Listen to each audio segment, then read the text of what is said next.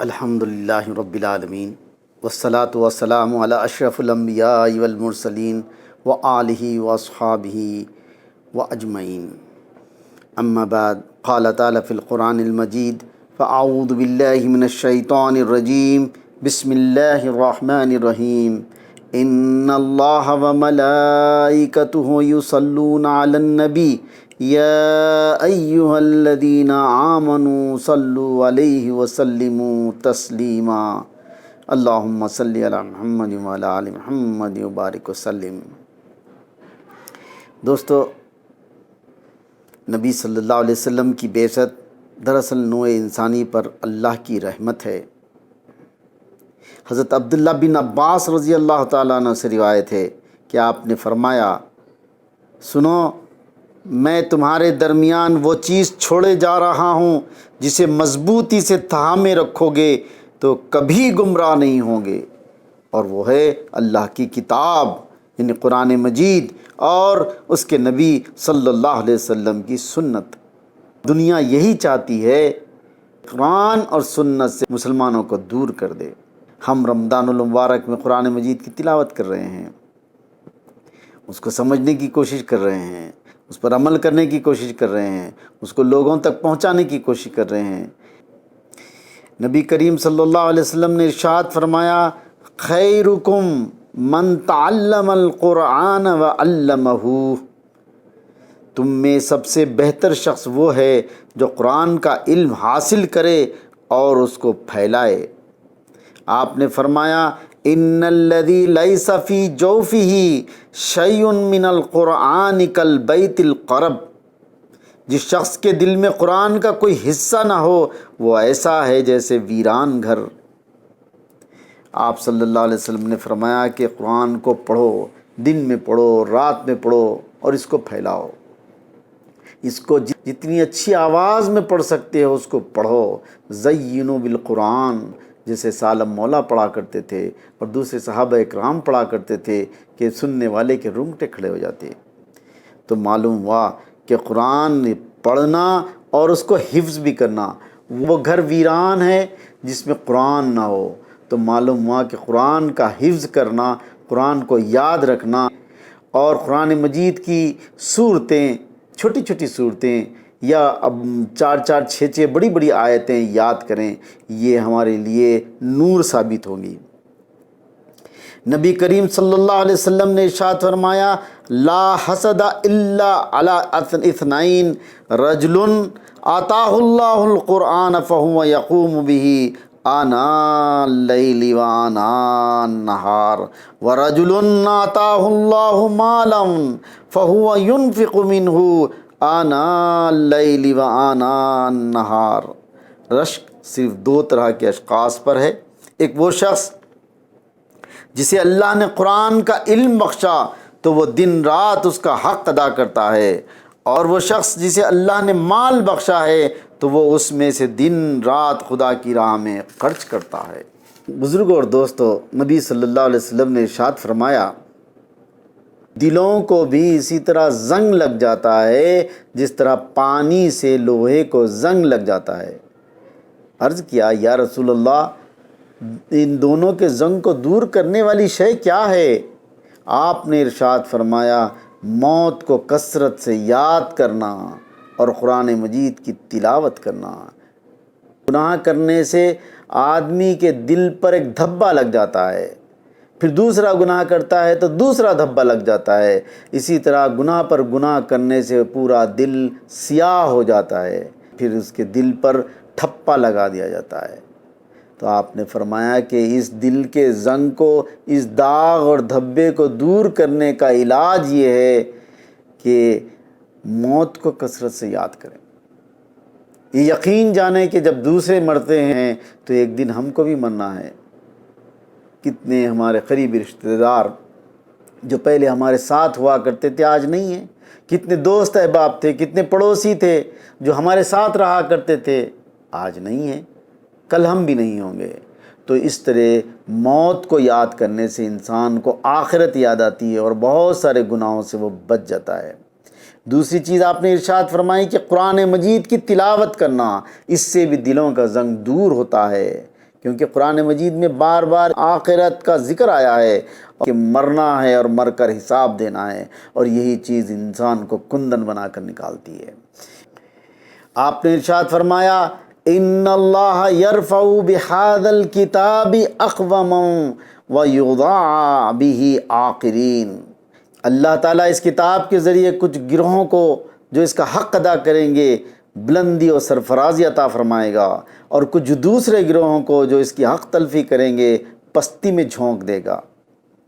اس کا حق ادا کرنے سے مراد یہ کہ اس پر پوری طرح ایمان ہو کہ یہ اللہ کا کلام ہے، اللہ تعالیٰ نے نازل فرمایا ہے اور ہر دور میں قابل عمل ہے۔ اس پر ایمان رکھیں گے، اس کی تلاوت کریں گے، اس پر غور و فکر کریں گے، اس پر عمل کریں گے اور اس کو دوسروں تک پہنچانے کی کوشش کریں گے، تو اللہ تعالیٰ ایسے گروہ کو بلندی و سرفرازی عطا فرمائے گا۔ اور کچھ دوسرے گروہ ہوں گے جو اس کی حق تلفی کریں گے، اس کا حق ادا نہیں کر سکیں گے، تو ان کو اللہ تعالیٰ پستی میں جھونک دے گا۔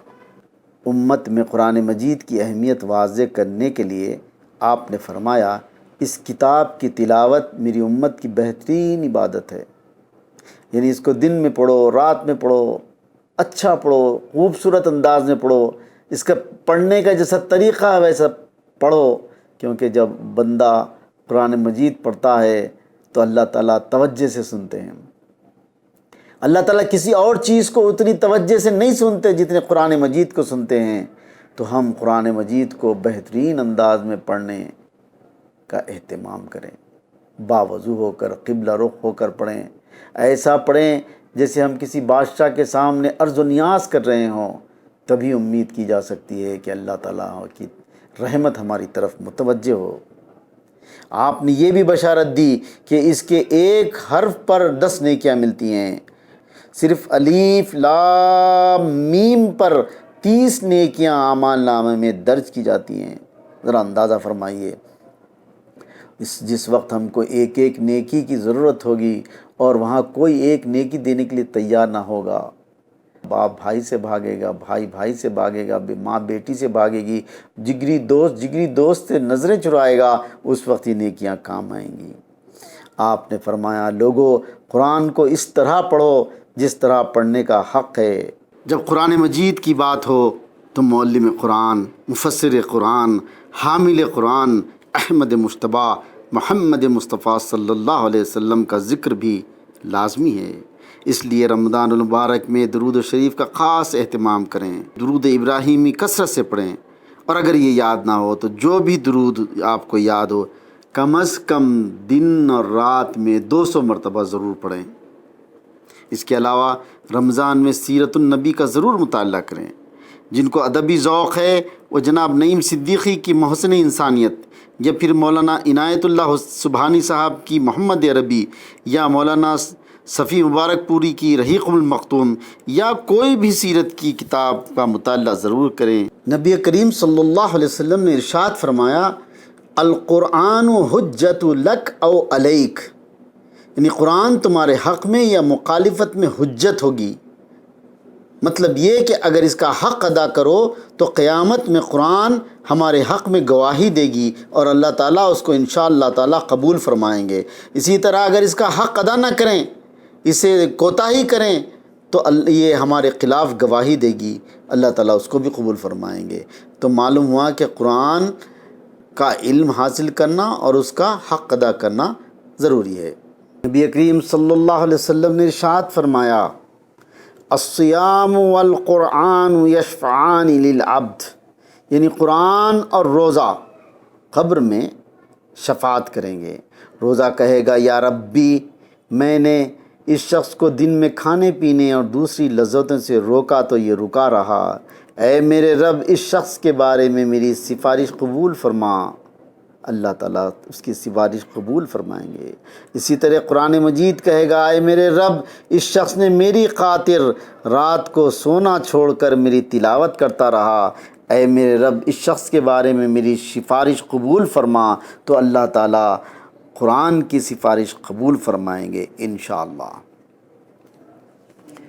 آپ نے فرمایا جن گھروں میں قرآن مجید پڑھی جاتی ہے وہ گھر آسمان والوں کے لیے ایسے چمکتے ہیں جیسے زمین والوں کے لیے آسمان کے تارے۔ ہر آدمی چاہتا ہے کہ اس کا گھر روشن اور آباد رہے۔ آپ نے فرمایا اپنے گھروں کو قرآن مجید کی تلاوت اور نماز سے روشن رکھو۔ قرآن مجید نہ صرف پڑھنے والوں کو بلکہ ان کے ماں باپ کو بھی قیامت میں اعزاز کے طور پر روشن اور نورانی تاج پہنایا جائے گا۔ آپ نے فرمایا جس نے قرآن مجید پڑھا اور اس پر عمل کیا تو قیامت میں ان کے ماں باپ کو ایک ایسا تاج پہنایا جائے گا جس کی چمک آفتاب سے زیادہ روشن ہوگی۔ ایک مرتبہ صلی اللہ علیہ وسلم نے حاضرین کو مخاطب کرتے ہوئے ارشاد فرمایا اللہ تعالیٰ کے کچھ مخصوص بندے ہیں۔ کسی نے عرض کیا یا رسول اللہ یہ کون لوگ ہیں؟ تو آپ نے فرمایا اہل قرآن، یعنی قرآن کو پڑھتے ہیں اور پڑھاتے ہیں۔ نبی صلی اللہ علیہ وسلم نے ارشاد فرمایا جس طرح نبی صلی اللہ علیہ وسلم کو تمام مخلوق پر فضیلت ہے، اسی طرح قاری قرآن کو دوسرے لوگوں پر فضیلت ہے، یعنی جس نے حفظ کیا، قرآن مجید کو یاد کیا اور دوسروں کو سنایا تو وہ اس کی فضیلت دوسروں پر ایسی ہے جیسے نبی صلی اللہ علیہ وسلم کو تمام مخلوق پر۔ گویا تلاوت قرآن وہ عبادت ہے جس کے ذریعے سے بندہ اپنے رب سے قریب تر ہوتا جاتا ہے۔ جو شخص روزانہ تلاوت کرتا ہے اس کی مثال ایسی ہے جیسے مشک سے بھری ہوئی تھیلی، اس کی خوشبو ہر سو مہک رہی ہے۔ اور جو قرآن تو پڑھے مگر اس کی تلاوت نہ کرے، یعنی اس پر عمل نہ کرے، تو اس کی مثال ایسی ہے جیسے مشک سے بھری ہوئی بوتل کہ اس کو ڈاٹ لگا کر مہر بند کر دیا گیا۔ آپ نے ارشاد فرمایا لوگو قرآن کی خبر رکھو ورنہ یہ سینے سے نکل جائے گا۔ خدا کی قسم جس طرح رسی ڈھیلی ہونے پر اونٹ نکل کر بھاگ جاتا ہے، اسی طرح تھوڑی سی غفلت کے باعث قرآن سینے سے نکل جاتا ہے۔ تو معلوم ہوا کہ اس قرآن کو یاد کرنا اور اس کو پڑھتے رہنا، اسی سے امید کی جا سکتی ہے کہ یہ ہمارے سینوں میں محفوظ رہے گا۔ اللہ تعالیٰ قیامت میں ایک موقع پر فرمائیں گے قرآن پڑھتے جاؤ، آگے بڑھتے جاؤ۔ بندہ پڑھتے جائے گا، پڑھتے جائے گا، پڑھتے جائے گا، جہاں اس کا اختتام ہوگا، جہاں وہ رک جائے گا، وہی اس کا جنت میں مقام ہوگا۔ تو زیادہ سے زیادہ قرآن مجید یاد کرنے کی کوشش کرنی چاہیے۔ غزوہ احد کے موقع پر جب 70 صحابہ شہید ہوئے اور ان کو تدفین کے لیے اجتماعی قبر کھودی گئی، تو اب سوال یہ پیدا ہوا کہ سب سے پہلے کس کو رکھا جائے؟ تو نبی صلی اللہ علیہ وسلم نے اعلان فرمایا کہ ان میں سے سب سے زیادہ قرآن کس کو حفظ تھی اس کو پہلے رکھا جائے۔ تو اس سے معلوم ہوتا ہے کہ قرآن کی کتنی اہمیت ہے۔ میرے نوجوان دوستو، اللہ تعالیٰ نے ایک اچھا موقع دیا ہے۔ رمضان کے دن ہیں، لاک ڈاؤن کا زمانہ ہے، فرصت ہی فرصت ہے۔ فرصت کو غنیمت جانو اور قرآن و حدیث کا علم حاصل کرو، اور جو کچھ بھی آپ نے سیکھا ہے اس کو ٹوٹے پھوٹے انداز میں صرف اللہ کی خاطر لوگوں تک پہنچانے کی کوشش کرو۔ بہت ممکن ہے اللہ تعالیٰ آپ کی اور ہماری اس کوشش کو قبول فرمائے اور ہماری بخشش کر دے، ہماری نہ صرف ہماری بلکہ تمام مسلمانوں کی بلاؤں کو دور فرما دے۔ وآخر دعوانا ان الحمد للہ رب العالمین۔